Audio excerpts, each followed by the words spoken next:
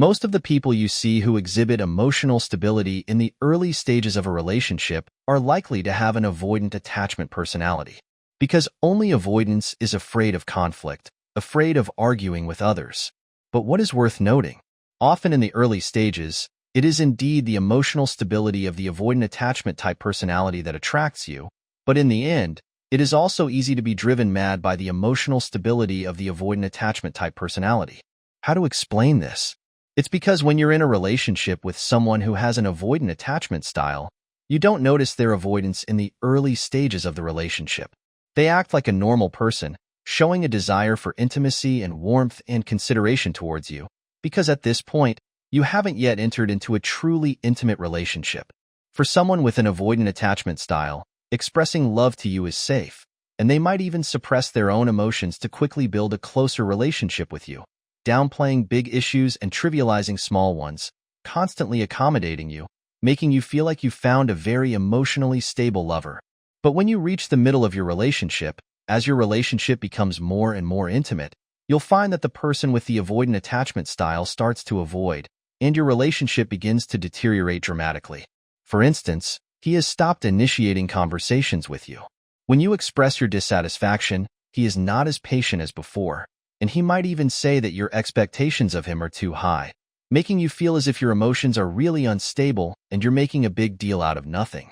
Until you start facing bigger problems and conflicts, even though you argue, you want to solve the problem, you want to find the conflict, but he starts to avoid it directly.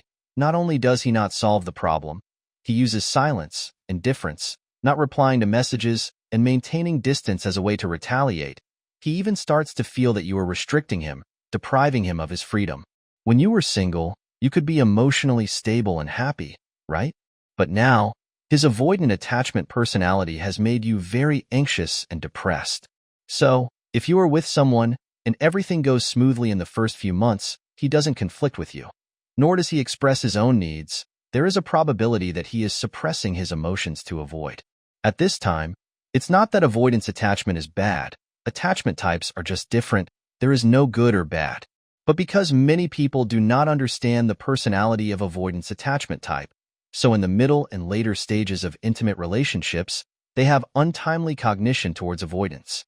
For instance, whether it's in one's original family, at school, or in the workplace, constantly being negated and knocked down can make one's inner self very fragile. The courage to seek love that is displayed in the early stages is more like a kind of fearless bravery born out of ignorance. It's a very hollow kind of courage. Once the relationship progresses further, the avoidance of past doubts, fears, and inferiority complex due to a bumpy journey starts to emerge. What are their inner thoughts? The affection he shows for me may not be genuine. Perhaps he hasn't found anyone better. Maybe he is currently dissatisfied with me, and he doesn't want to solve the problem. He must be fed up with me. Can I really handle this relationship? Can I really? It's self-doubt. This avoidance is like a hedgehog. Whoever gets close to him gets pricked. The more you seek confirmation from avoidance at this time, the more avoidance denies itself and this relationship until it forces you to let go by evasion. To you, avoidance seems really scary, but if we can understand this part of the avoidance attachment in advance, we will find that avoidance is not a terrible beast, but many people in intimate relationships simply do not have the time and patience to transform avoidance. Our fast-paced life, our work pressure, makes many people lose patience with love and marriage. Everyone wants to get it right in one step, to find a perfect match. So the situation of avoidance is not very good. They are easily screened out. But what many people may not understand is why, if avoidance is such, it is particularly attractive, making you feel fascinated. The answer is because avoidance exhibits a kind of aesthetic of emotional stability, which can really touch some people's hearts, and this group of people are those who are infatuated with a person's emotional stability. You need to know that a person who did not receive unconditional love from his parents as a child was not allowed to express himself, so his heart stopped at that period of need. In a relationship, perhaps his partner just slightly contradicted him, or proposed a different opinion. He would remember the self who was not accepted by his parents, the self who was not tolerated by his parents. So this group of people is longing for someone who can unconditionally obey him, accept him, and recognize him in an intimate relationship, to make up for the trauma he suffered from his original family when he was a child. For this person, avoidance is more than appropriate.